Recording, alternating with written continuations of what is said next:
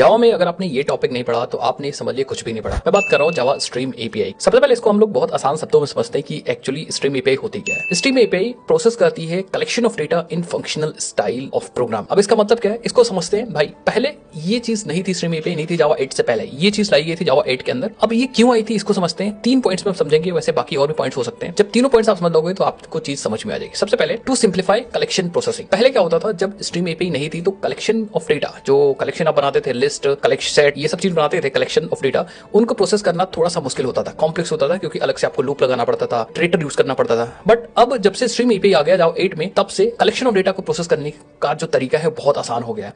इसलिए ऊपर वाली डिफिनेशन भी कह रही कि अब हम लोग क्या कर सकते हैं, स्ट्रीम एपीआई की हेल्प से कलेक्शन ऑफ डेटा को प्रोसेस कर सकते हैं फंक्शनल स्टाइल ऑफ कोडिंग में। नाउ अगर नेक्स्ट पॉइंट की बात करें तो to enable parallel processing for better performance. इसकी हेल्प से हम परफॉर्मेंस भी निकाल सकते हैं पैरेलल प्रोसेसिंग को इनेबल करके, तो ये भी बहुत तगड़ी चीज है। एंड तीसरी चीज to reduce boilerplate codes. जब हम लोग स्ट्रीम एपीआई यूज करते थे तो बहुत सारे कोड्स हमें लिखना पड़ता था, जैसे किसी डेटा को फिल्टर करना हो, या फिर किसी आइटम को या कलेक्शन ऑफ जो डेटा हमारे पास उसके आइटम्स को चेंज करना हो, तो वहां पे बहुत ज्यादा कोड लिखना पड़ता था। बट अब स्ट्रीम एपीआई की हेल्प से हम लोग क्या कर सकते हैं, बहुत छोटे कोड में अब बड़ा सा काम कर सकते हैं, प्रोसेस कर सकते हैं कलेक्शन ऑफ डेटा को। तो ये सारा मुद्दा, तो ये